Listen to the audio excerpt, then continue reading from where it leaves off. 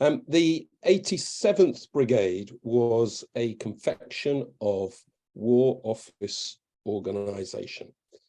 Perhaps someone had a sense of humour, because as the 29th Division mustered in the East Midlands from across the globe, the last of the regular divisions, someone decided that the Inniskillings from north of Ireland should be brigaded with the South Wales Borderers, the King's Own Scottish Borderers, and then the 1st Battalion of the Border Regiment from the other end of Hadrian's Wall. Hence the nickname, the title, the Union Brigade.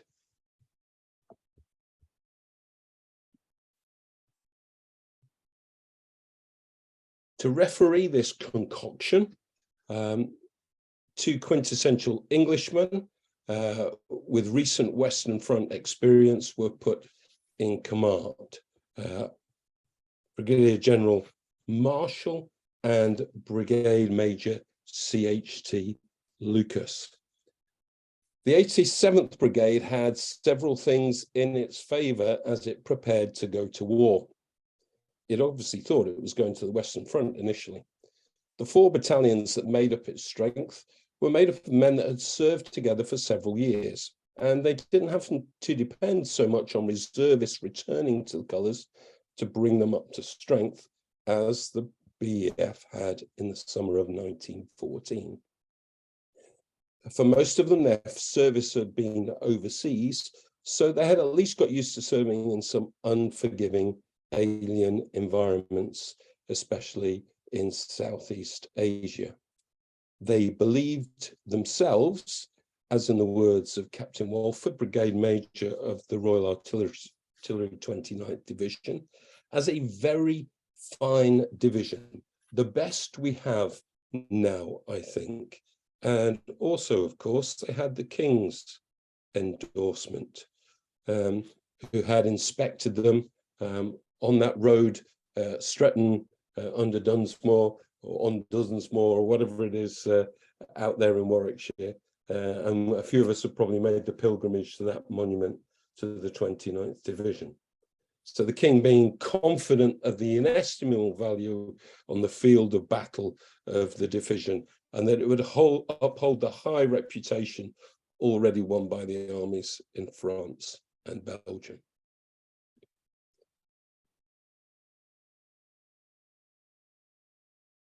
The 87th was to be launched onto the Dardanelles Peninsula as part of the Mediterranean Expeditionary Force, the land-based forces who were to ensure that the Allied battleships could steam through the Narrows without having to run the gauntlet of the Ottoman forts and artillery, that they could then bombard Constantinople, force the Ottoman Empire out of the war.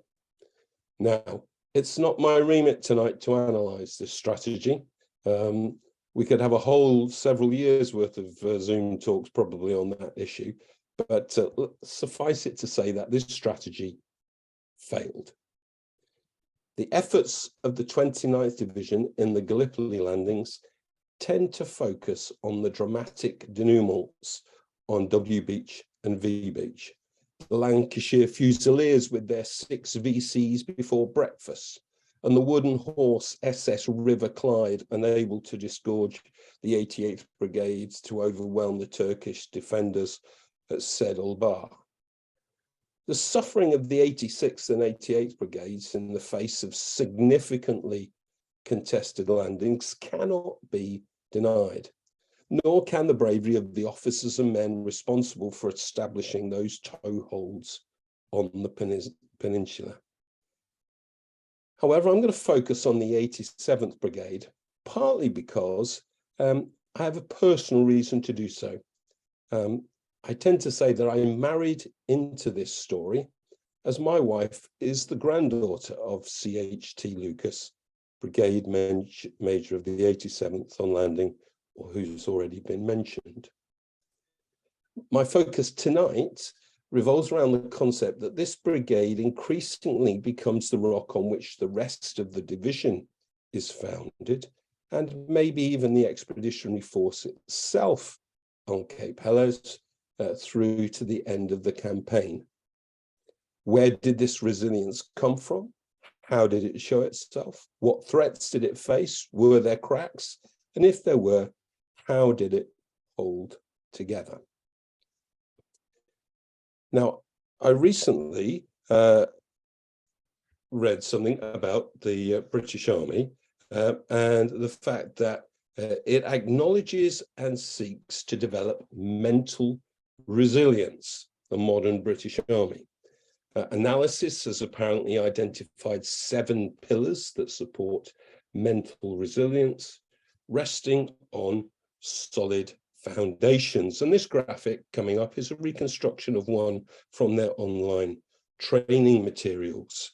So you can see there the aim for mental resilience, the 7 pillars of self-belief, positive effect, emotional control, mental control, sense of purpose, coping, and social support, and then founded on the foundations of learnt skills, previous experience, and personality. Whoops, spelling mistake there.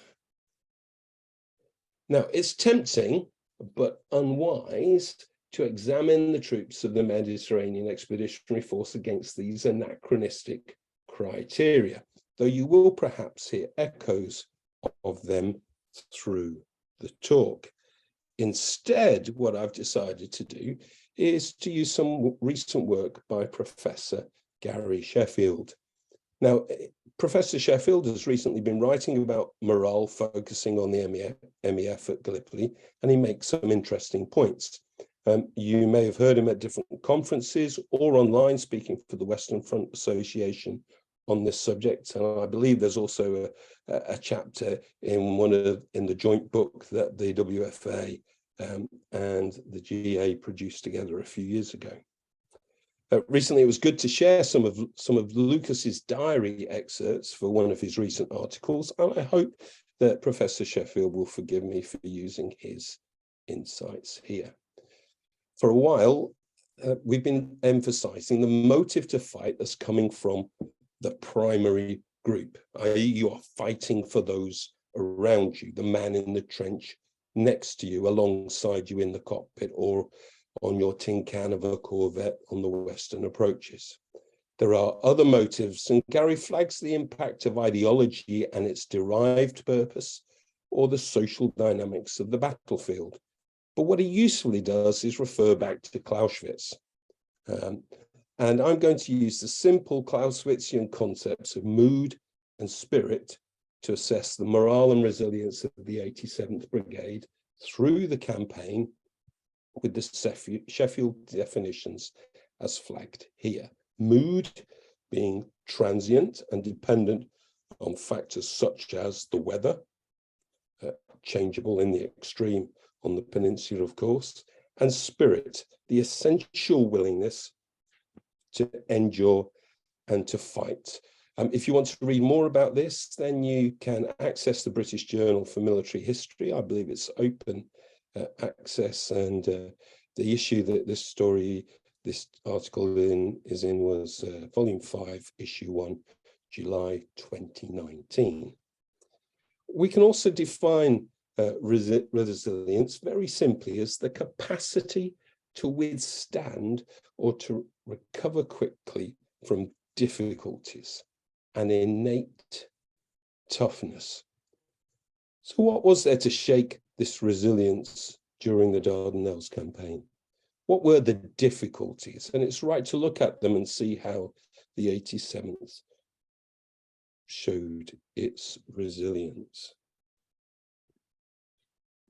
So these are some of the difficulties. We've got the actual landings themselves, Helles, the battles for Carinthia, the Suvla Bay attempted breakout, what happened to the division, its exposure to artillery, the fact that there was no recourse to rest areas, or little recourse to rest areas, the physical environment of where they were, and the impact of repeated failure. All things which to recover from would prove your resilience. And there's no doubt that the 87th had some bad days. For example, on the first 36 hours, 25th to 26th of April, across the brigade, 17 officers were killed. That was 1 in 6 of the brigade strength of the officer group. So just as the disasters of the 86th and 87th, the 87th, 86 and 88, the 87th didn't escape those disasters. We have the initial success and eventual debacle of precipitous withdrawal from Y Beach, and that had severe consequences for the King's Own Scottish Borderers. They lost 11 officers killed and wounded, including their CO, A.S. Coe. It was General George Patton who referred to this as one of the most shameful events in the history of the British Army, and identified that it was the lack of leadership and even ordinary courage among the junior officers that could make even regulars panicky. We don't necessarily accept what Patton had to say, but it's interesting that he chose to have that perspective. The abbreviated South Wales Borderers Battalion attacked at Esbeach. Some of their battalion, a company, was already landing with the King's Own Scottish Borderers at Y Beach. No surprise, the professional manner expected of these regulars who'd already seen action at Tsingtao, and the cost of their initial success, and it was success, was as steep as the hills that they climbed to get there. Major Margerson being one of several officers who lost their lives in this unexploited but successful sideshow endeavour. At Exbeach, we had the boarders following the Royal Fusiliers onto the beach in a far more calm environment than either W or V Beach. Over the next 24 hours, though, they would find themselves in quite a bit of firefight as they protected the perimeter of that landing with little awareness of what was going on around them at the other beaches. So the bad days didn't end there. I'm going to highlight the next bad day resulting in the First Battle of Carinthia, as what happened is orders were sent out very late at night for an attack that was due the next day, a complicated maneuver involving all aspects of the brigade and also of the battalions. You will probably not be able to read this diary excerpt from Lucas. This is his personal diary. So what I've done is identified on the side the difficulties that were encountered by the brigade on the 28th of April. So we had the problems of orders being received late, the time it took to then distribute them to the battalions and then be distributed to the units within the battalion, then the time to actually inform and maneuver everybody to be in the right position for the start. The fact that the advance got out of sync very early, as some battalions were unable to make great progress. The borders coming across unexpected, well-concealed trench defences.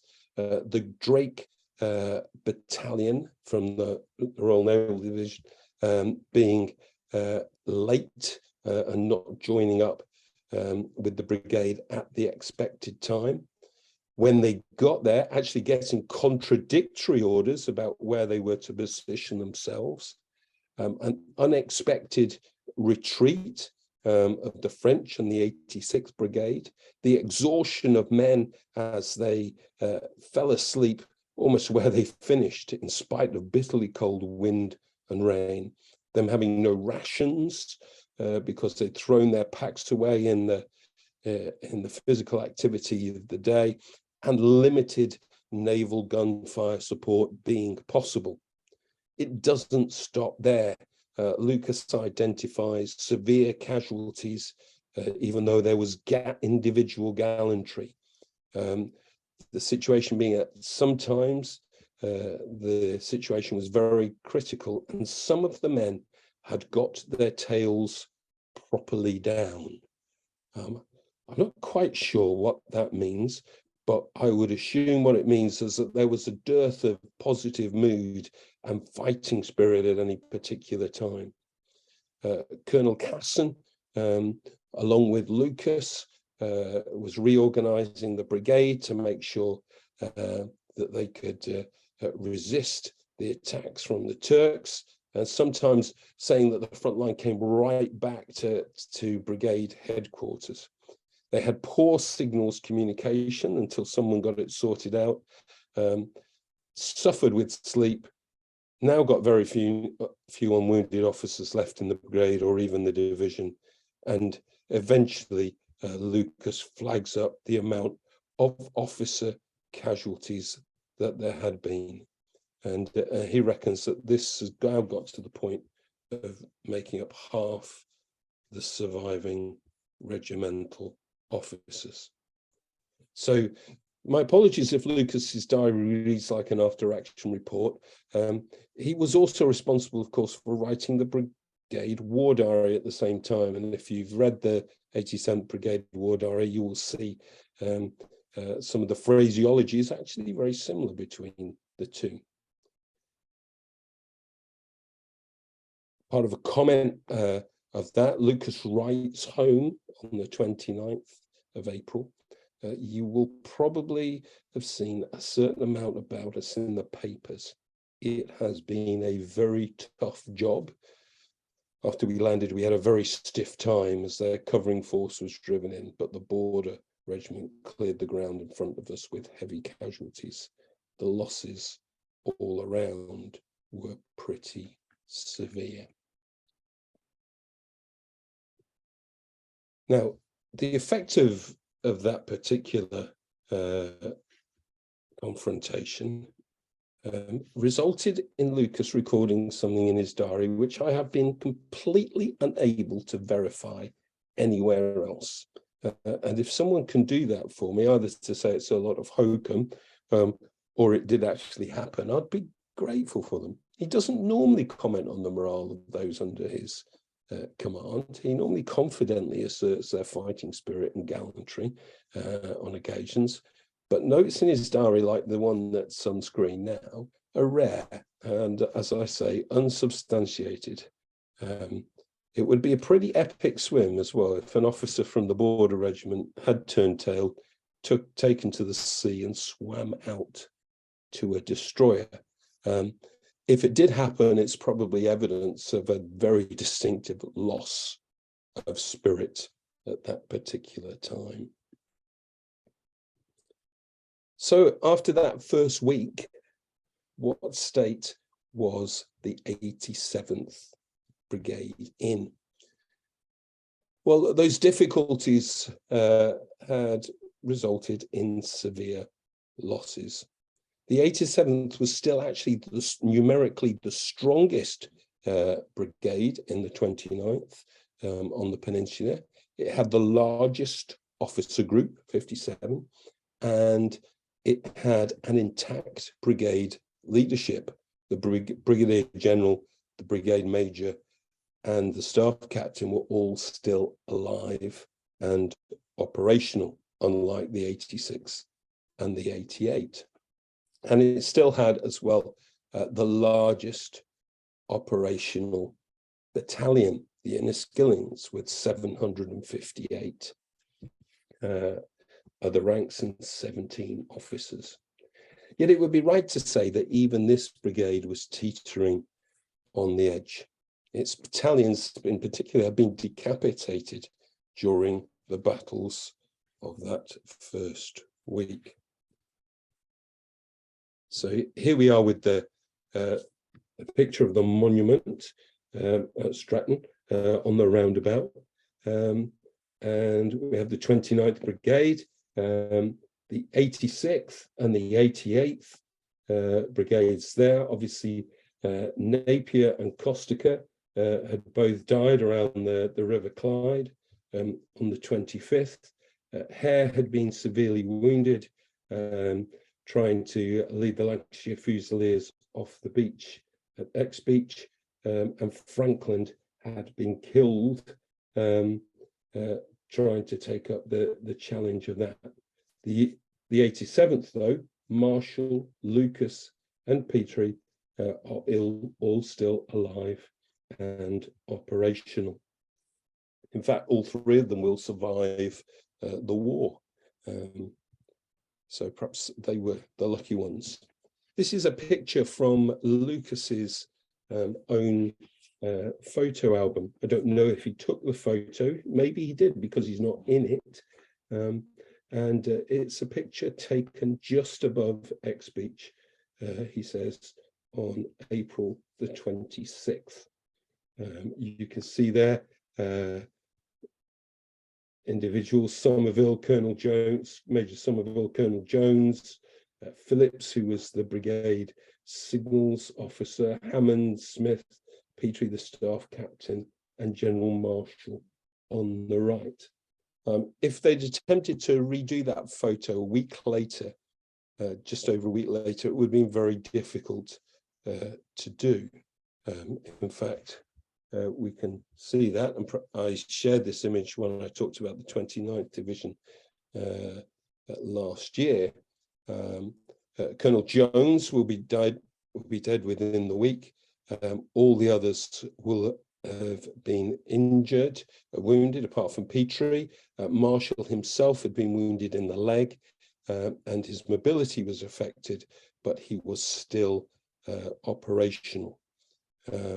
So it's just an indication of the impact. The effect that these few days had on these individuals, we can see from the following image, where, let's say, they look decidedly rougher than they did on the first day of the landings. Lucas there on the right, Marshall there in the middle, still got his 87th Brigade armband on, but some strange concoction of dress, it seems, and I'm not quite sure if it looks a bit like a flying helmet, but I don't believe it's possible. It can be, but definitely looking rather the worst for wear at this time. But it's about this time that Hamilton sends his first sort of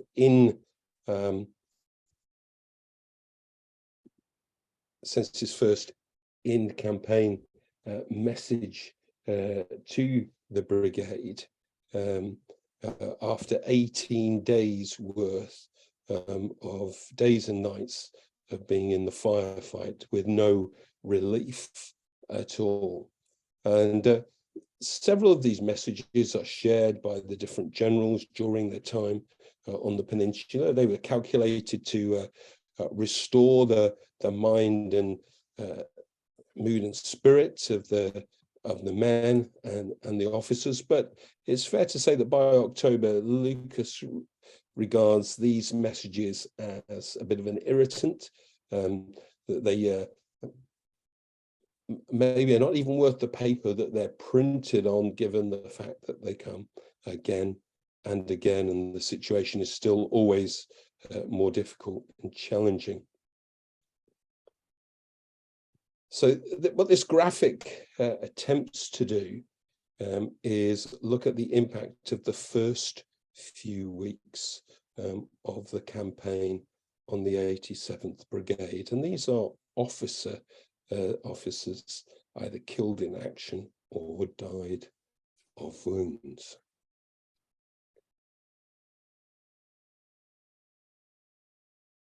Now, after those first 4 weeks, they do get an opportunity to recover their cohesion.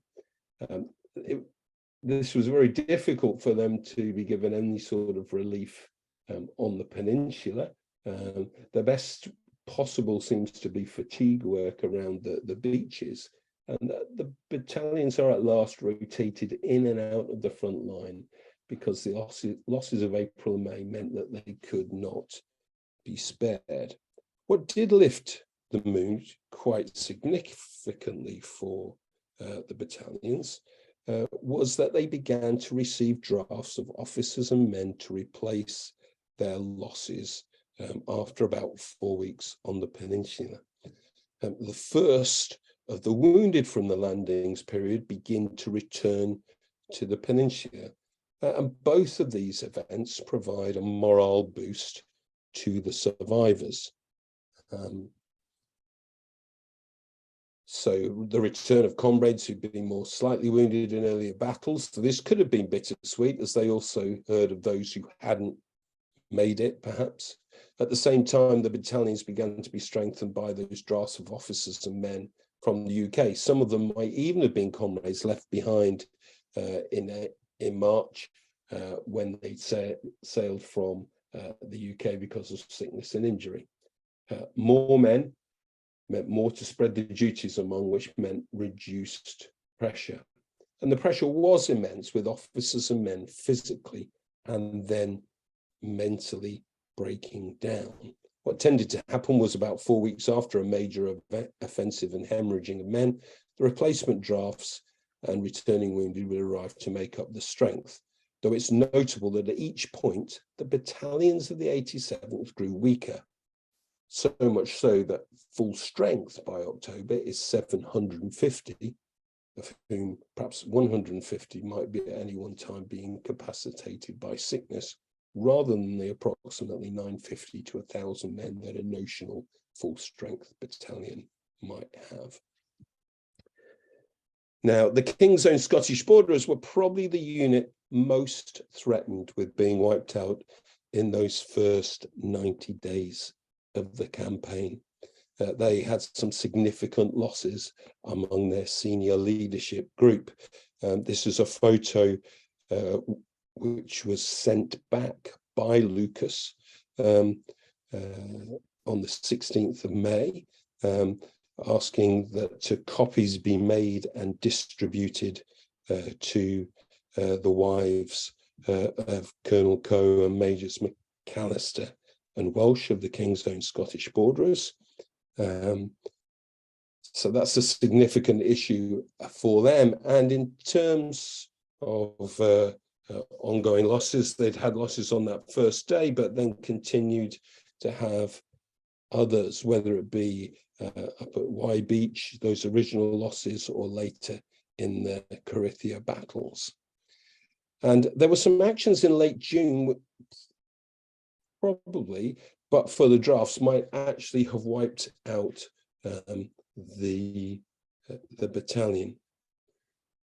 So we can see the late June casualties, killed in action and died of wounds, identified here, the 1st King's Own Scottish Borderers. Now, interestingly, note the original battalions that these men came from. So not necessarily originally from the King's Own Scottish Borderers, that they'd come through from the Special Reserve of Officers or in the first drafts, joined the battalion, but then had already died in battle during those first few days that they'd been on the peninsula. Post the third Carinthia battles, it fell to the 87th to protect what gains had accrued in the bloodletting of that battle. Not a part of that fight, the divisional history identifies some reasons for the 87th's ongoing resilience, their marksmanship and their steadiness and their resilience in the face of counter-attacking turds. So what it notes is that naturally enough, the enemy made furious counterattacks at night and on successive nights. It was fortunate that the 87th Brigade contained a very high average of good shots. Their shooting was a tribute to the valor of the Turks and their own steadiness. On them fell the brunt of the counterattacks, and no troops could have better discharged the duty of repelling them. While the other brigades had been recuperating, they had held the whole divisional front with the help of the Gurkhas, it has to be said. So what we have is the 87th here fulfilling a role for the rest of the division and performing it well, and some reasons given for their resilience. So we've just noted their steadiness, but their mood is not good. And Lucas's mood is affected, I think, by whether there is much action going on. He needs something to do. As a family, sometimes we've tried to diagnose what particular disorder or syndrome was affecting him. And we've come up with quite a few, but he definitely liked action. So he says here, we are all sitting in the same place and are getting very tired of it. There was a lot of talk when we came out that the Turks were short of ammunition, but they certainly have a good deal more than we have. He's moaning. As it is, we have practically none. If we had a decent supply, we could push on right away. I hope they are really putting their backs into it now and making some. Obviously, Gallipoli was suffering from the shells crisis just as the army on the Western Front was. And then he says, crucially, we've had no mails for a long time or any news. I hear there's some mails waiting at Tenedos, and this place swarms with flies, so tell Dorothy, one of his 6 sisters, to send out lots of fly papers or fly strings. The Turks have attacked our corner of our position twice in the last 4 days. Both times they got into a long sap which runs towards their trenches, and each time we have finished off the lot, but it's an awful job clearing all their corpses out and cleaning the place up again. We must have killed 600 or 700 of them in the 2 efforts. If it wasn't for these shows, life would be very monotonous with the heat and the flies. So at the same time, we have a photograph here of Colonel Caston, who does spend some time off the peninsula soon afterwards. And Lucas's note on the 24th of June 1915 is that Colonel Caston has been very seedy lately. Caston was the only surviving battalion commander of the 4 battalions of the 87th when they'd landed, and had for a time led the brigade when Marshall was looking after the 29th Division. There's a couple of issues that happen at this time, which I think say something about how Lucas and Marshall thought together about the importance of leadership and its impact upon a unit of men. The first one is when a Colonel Agnew turns up to take command of the King's Own Scottish Borderers.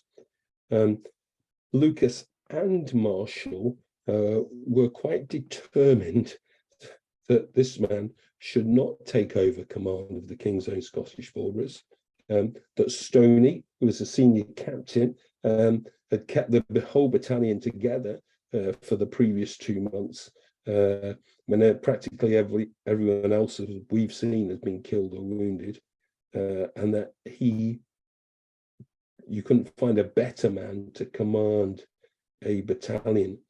So you've got very much the assertion there that someone who's respected by the men, who has done the job in the field, who is from that regiment, should keep the responsibility.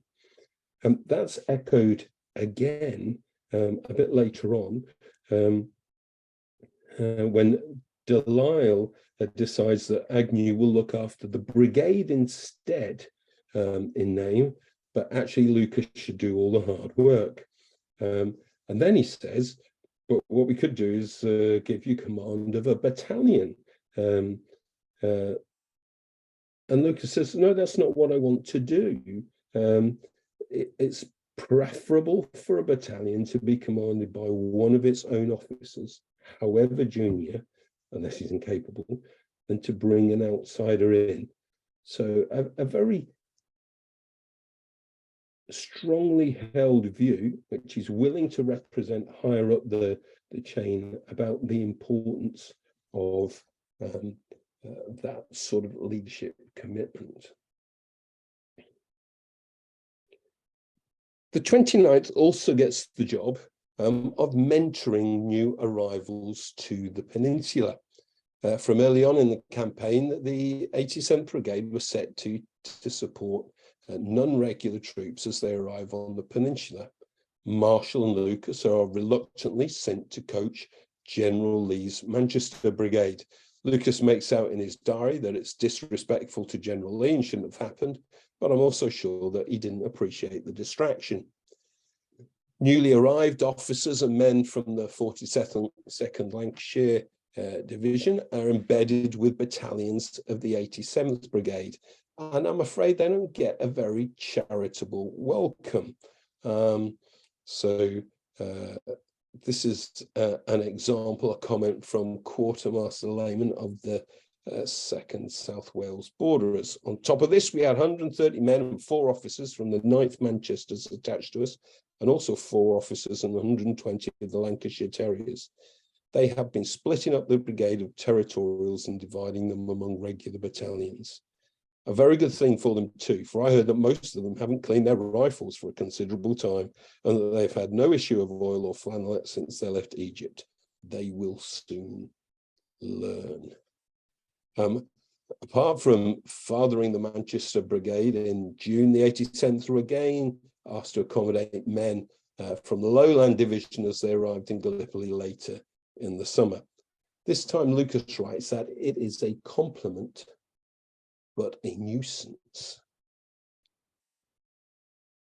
Now, Lucas is dismissive of those named and unnamed who are responsible for panics. On multiple occasions, these panics might be initiated by one individual, but could snowball into a flurry of firing calls for alarm, with each side reacting to the other, but no attack taking place. They're wasteful of ammunition, trying for the nerves and destructive of sleep, but really of no great concern, especially to the regulars of the 29th. And it's notable how often Lucas finds himself blaming the territorials, the French, the Indians, the Royal Naval Division, or New Army battalions for these funks. It wasn't just Lucas, of course. Lieutenant Hugh Neville of the South Wales Borderers decided that the French didn't understand the meaning of the word resilience.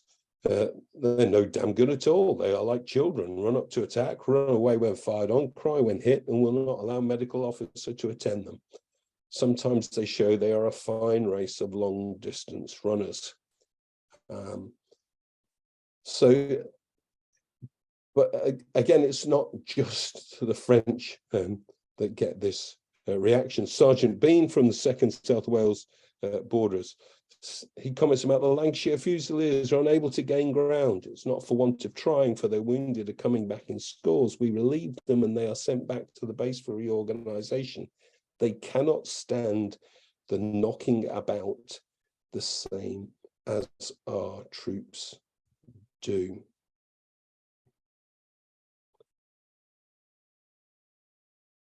Now, it's quite clear that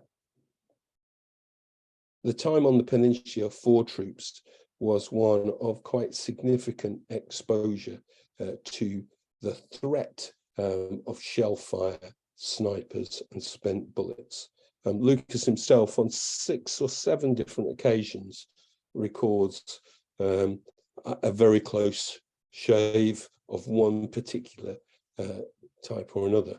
Sergeant Bean here, in the book Duty Nobly Done, which I can highly recommend as an excellent piece of work, looking at the work of all battalions of the South Wales Borderers at Gallipoli in 1915.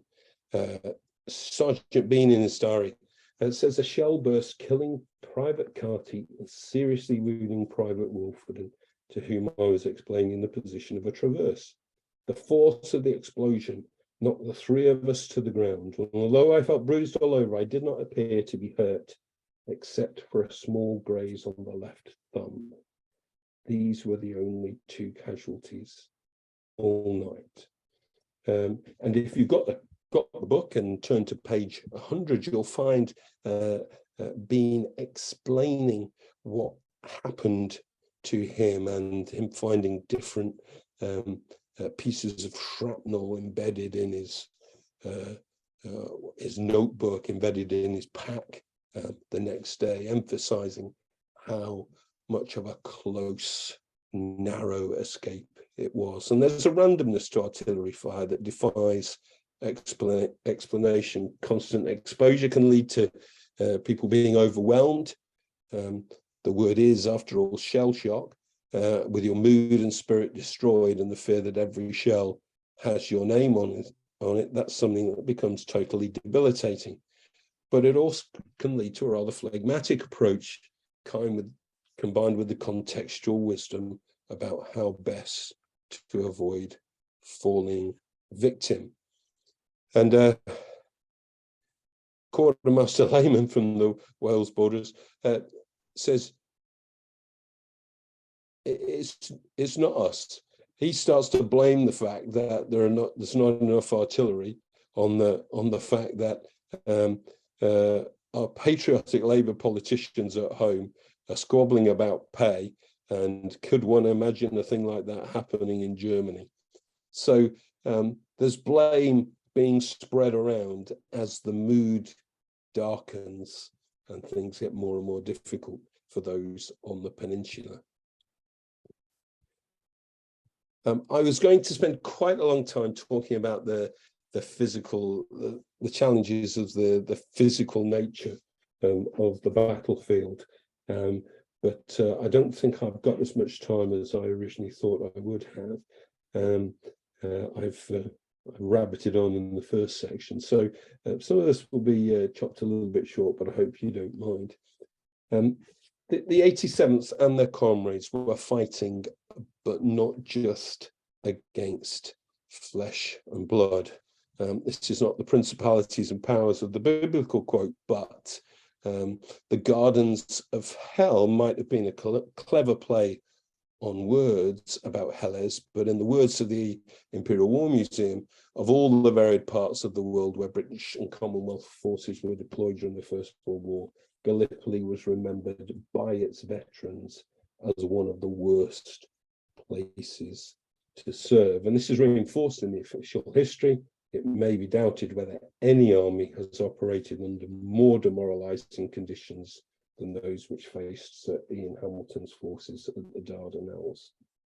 I want to argue with that. I think Napoleon's army retreating from Moscow was in a fairly dicey situation, but let's leave it there. The dangers and discomforts inseparable from trench life often had to be borne by units and individuals for weeks on end without a break. The topography, the lie of the land was very much against the MEF. There was scarcely a corner of the ground in Allied occupation that was immune from hostile shelling. Every officer man from the highest to the lowest went day and night in constant and almost equal danger of their lives. As you can see there, the Turks essentially controlled the higher ground in virtually every situation. So, although Gallipoli may have offered a picture of unsurpassed beauty, it's suggested, as the troops approached it in the spring, there was a far more challenging environment. The official history says local supplies of food and fuel were wholly lacking. The problem of drinking water, though eventually solved, was a source of daily anxiety. The climate in May have been ideal, but there was tropical heat in July and August, and intense cold and rain in the autumn. In one instance, there were 16,000 cases of frostbite and exposure over 2 days. 3 summer months, there was an indescribable plague of flies, resulting in endemic and epidemic disease being rampant. And unlike the Turks, who had unlimited space for resting troops, that was an option not open to the MEF. The supply lines for the MEF were very vulnerable as well. Malta and Alexandria were great ports and could deal with a considerable number of ships at any one time. But obviously, as those ships sailed to and fro across the Mediterranean, they were at the mercy of the weather, enemy submarine activity, or even threat on landing from land-based shelling. The isolation of the MEF gnawed away at the mood and spirit of the troops. The same issues that affected supply had an impact on mail. Soldiers relied on mail for reassurances that those at home remembered and loved them, that their welfare mattered to them, and that they could continue to have a civilian identity which they could return to when the war was over. Letters were eagerly awaited, often committed to memory, and assumed perhaps a totemic significance. But letters and postcards were not the only evidence that a soldier remained central to his family. Parcels too provided material and psychological comfort. Delicacies could supplement an often dreary and sometimes inadequate diet. There was clothing, mementos, even a local newspaper, perhaps, or a family photograph, or something as moving as a lock of a baby's hair. These things became cherished objects. Lucas records multiple occasions when he receives no letters, parcels go missing, ships carrying the mail are sunk or diverted and delayed. Invariably, these notes come in the midst of acknowledgements of a more negative mood. They also had to live in conditions of significant disease, and part of this was caused by the high number of corpses that ended up out in no man's land or in the trenches that were variously conquered, reconquered, taken, retaken. So causing fly swarms, had an impact on the food that was available, resulted in lice infestation, and there was a dysentery epidemic. And that was brought on and exacerbated by the unhygienic living conditions, the rotting corpses, the huge number of flies, the accessibility of clean water. It sapped men of their strength and made them and their clothing filthy, and resulted in thousands who suffered from it being evacuated off the peninsula. If anything was likely to lower your mood and drain your spirit, then severe bloody gastroenteritis was likely to do that. So for the 87th, the bad days came back again in August 1915. Lucas writes about the attack, the first in charge of the 87th, in his diary and letters home. The rapid transfer from Helles to Suvla as the GOC turned to the incomparables of the 29th to recover the impetus in the new offensive further shredded the 87th battalions. The 87th were responsible for the abortive attempt to take and hold Scimitar Hill on 21st August. The bravery of the 3 battalions involved, engaged in repeatedly trying to take the hill whilst being hit by enfilade fire in the midst of brush and undergrowth that had been set alight, was noticeable and speaks much of their spirit even this far into such a difficult campaign. It is the 3rd time that the brigade en masse takes significant casualties, being led by those who have risen to the position of now commanding their battalions despite being captains at the start of the conflict. This is, I believe, a knowing resilience different to that of the brave and perhaps almost naive march of the yeomanry across the salt flats to provide support for the 87th in their attempts on that day.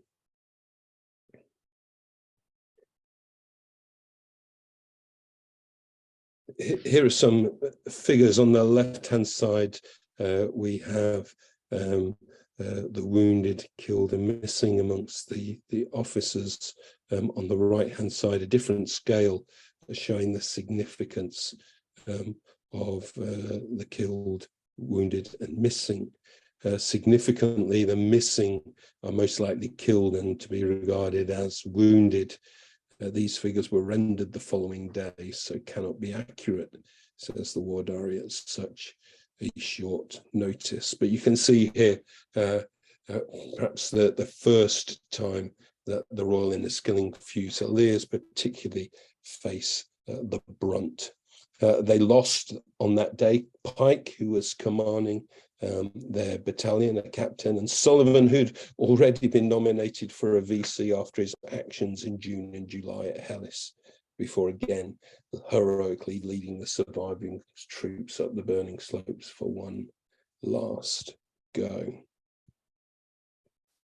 It is at this point that Lucas's mood is probably at its lowest ebb, along with that, I would assume, of the 87th. Lucas's letter home to his mother on the 12th of September is the lowest that his mood reaches. There is little action to divert his attention, so much so that a contretemps with his fellow officers about where headquarters should be cited actually merits a paragraph in the letter home. He says here as well, this is what he does every day. He's up in the trenches, walking the line, into battalion HQs, back for lunch, after lunch, reads and sleeps till tea time, tea to dinner spent in loafing, after dinner, discussions with the administrative officers of the brigade. Nothing's happening.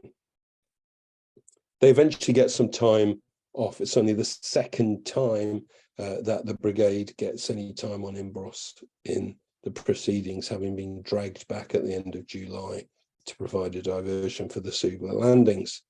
And this is where Hamilton meets them, inspects the brigade. It's his exclamation mark saying that there was only 220 of the Royal Inniskilling Fusiliers on parade. And he talks about Major Stoney, a captain who'd been promoted to being commander of the King's Own Scottish Borderers, and then the South Wales Borderers under the command of Captain Williams, the men in rags, very tired, seeming sorry for themselves, mood and spirit. And then they had to be sent back again to the front line. It all got too much for one man. Lucas writes about how Sergeant Cooper got out of the firing line, ran to the Turkish trench, discharged his magazine into the trench, killing, he states, 5 Turks, and then ran back to his own trench. The Turks firing at him all the way. Lucas obviously wasn't quite sure about his sanity, and notes down that this happened because he'd lost all his belongings on the Lusitania. Actually, Sergeant Cooper had lost his family on the Lusitania, his wife and his young daughter. So no wonder that it had got too much for this one man.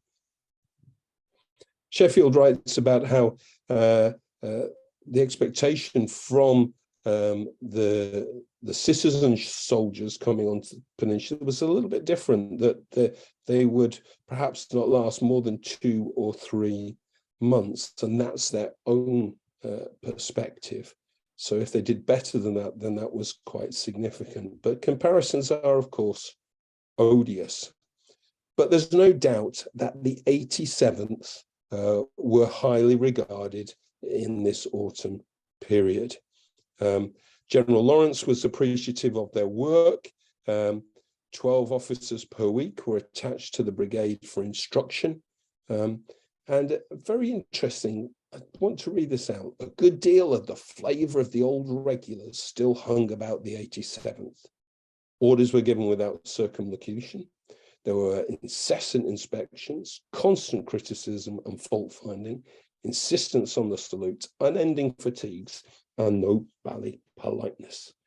Those who have been drumming elementary soldiering into relays of unexperienced reinforcements are entitled to a certain shortness of temper.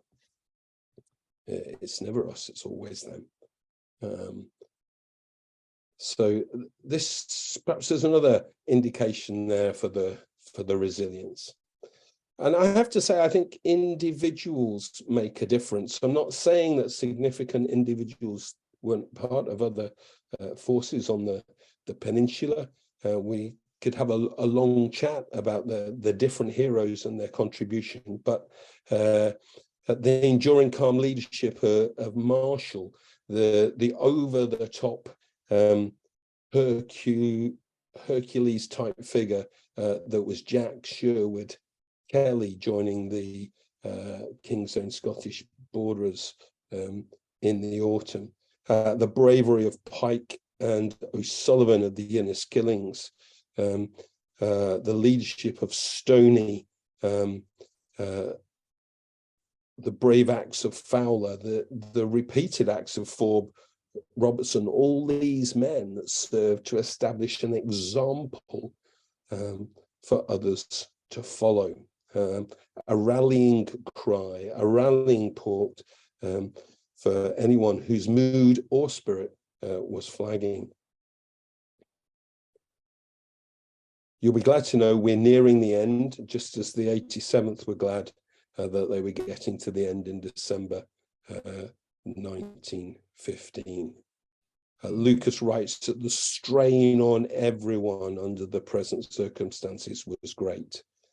More was being expected of the brigade, more and more. And he writes about Pollard commanding the borders. He could see the strain of the last few days was telling on him. Lucas is desperately trying to make sure that the brigade serves out its time well, and comes to the conclusion that there's no doubt we are at present the only brigade worth anything here at the moment, stronger even than two of the remaining divisions, and much less disorganized than the other two brigades. He doesn't take credit himself, he gives it to others, but that's Lucas and the 87th. Tim Travers, in his book, Gallipoli 1915, concludes that the resilience of officers and men at Gallipoli was astonishing. It is unfair, actually, to pick out the 87th, because you can see examples of high mood and resolute spirit throughout the MEF, whether it be the Anzacs, the Indians, the French, the RND, the territorials, or the regulars there on the peninsula. Finally, a little comment about the reckoning. The Inniskilling Fusiliers had served all through the 260 days. They'd lost 267 men, killed in action, more than one man a day. 79 were posted missing. 1,001 had been wounded or evacuated sick. They'd been reinforced themselves by 1,205 replacements. So they'd almost doubled those involved. And only 2 officers and 118 other ranks survived the entire campaign unscathed. Sometimes I read the story of the 29th Division and I want I have to remember that it was written of its time 100 years ago, because what it says, to prove their bounce back ability, that all was required was rest, change of scene, a more generous diet, and the tonic of close order drill and ceremonial parades, whether that be for the 87th, the 86th, or the 88th. What we do know is that within 6 months, these units would find themselves on the Western Front, opposite Beaumont Hamel, and again decimated. If you want to read more about the 87th Brigade and Lucas's diaries, the information is there. 2 blogs of his diaries for those periods of time. They're provided for you to read anytime and anywhere. And I hope you value them and appreciate them and enjoy them as much as I did writing them. Resilience and the Union Brigades in the Dardanelles. Thank you very much.